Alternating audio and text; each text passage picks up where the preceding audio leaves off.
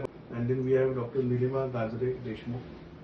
She is MD clinical nutrition Apollo hospital Chennai.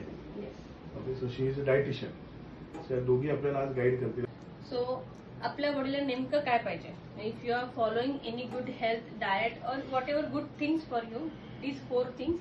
तुम्हाला proper meal timing पाहिजे. तुमच्या जेवणाच्या वेळा खूप फिक्स पाहिजेत. हे सगळ्यांचं हे असं आहे कुबड काढून थोड्या दिवसानंतर मग ते असं असं व्हायला लागतं आणि मग सर्वायकलचा कर्वेचर चेंज होतो आणि मग आपल्याला एक्सरे मध्ये आणि MRI मध्ये दिसतं की तुमची गादी दबली आहे. स्ट्रेच तरी घेऊ शकता 10 सेकंदाचा स्ट्रेच घेऊ शकता.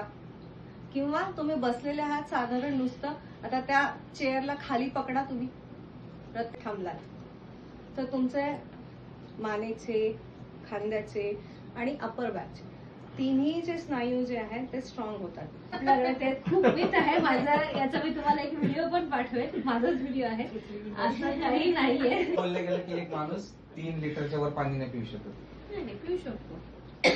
पाहिजे. माझी स्पेशालिटी आहे किडनी डिसीज. खूप कॉमेडी इव्हेंट झालेला. पेशंट तुम्ही नेक्स्ट 20 मिनिट्स स्क्रीनकडे बघत तुम्ही बघा नका बघू, पण मेंदू ऍक्टिव्हेट होतो. मग मेंदू ऍक्टिव्हेट झाला त्याचे सगळे फंक्शन्स होतात.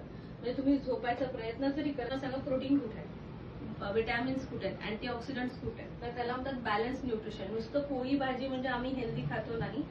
तर दिस इज अवर सेडेंटरी वर्क. आपण काम तर करतोय बट आपण फिजिकली सिटिंग पोस्चर मध्ये आहोत, एकाच पोस्चर मध्ये आहोत, पण मेंटली स्ट्रेस आहे.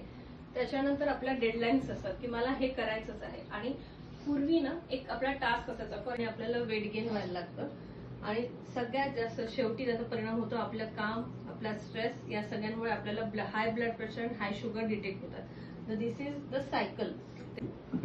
आल्यानंतर पहिले फ्रूट खायचो पण नंतर सकाळी फ्रूट खा, शुगर सिक्रेशन वाढतं. राईट. पण 9:30 वाजता आम्ही जेवतो.